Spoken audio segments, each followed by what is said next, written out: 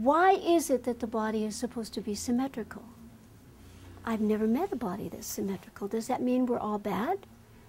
Because a lot of times, as you know, people will come in and they say, I bet you saw my shoulder high, right? Didn't you see the shoulder high? And they put themselves down because someone has told them, well, of course you have a problem, your shoulder's high. And it's like, that gives you scoliosis. But I've never met anyone who doesn't have a bit of scoliosis because the two sides of the body are different. They're not halves. They're not mirrors. So tell me, how many stomachs do you have? How many spleens? How many livers? Which side is the liver on? Right. But if you had an equal one over here, maybe we would look more the same.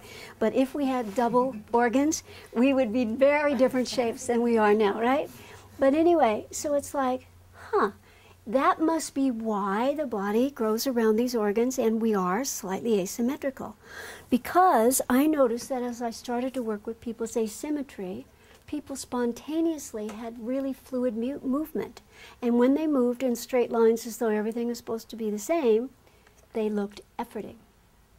So I thought, wow, could it be that asymmetry is here with us on this planet so that we will always be in motion?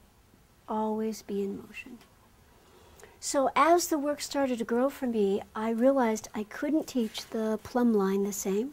I couldn't teach the strokes if it hurt people. And I couldn't teach recipes because I wanted people to learn how to see bodies and, as Jim was saying, create a session just for that person. Right. I wanted people, but you have to have more skills than doing recipes. You have to have more training to pay attention to what the person is telling you. So sometimes when people would look at bodies in my classes and the body would look like this, and I'd say, so what do you see? And they'd say, well, it's obvious that the right side is shorter and closer to the ground than the left. And it got this tilt going on, right? So I'd say, where would you work? And they'd say, well, you have to work on the left side to get it to drop down. I'd say, well, how do you know it's the left side? And they say, well, it's too high.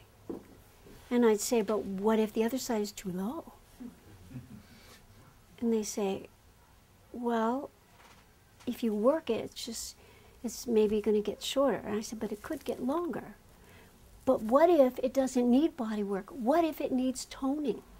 What if this is sagging on the right side and it's held up by the traps on the left and that's all, right? What if that were going on? And all this person needed was some fitness to tone this side, and this side would go, oh, thank you so much. I've been working so hard and now I can let go. Yeah? Right. So having people learn how to problem solve and see what's going on and design a session and the client to feel as though, wow, I'm being listened to. This is a session being created for me.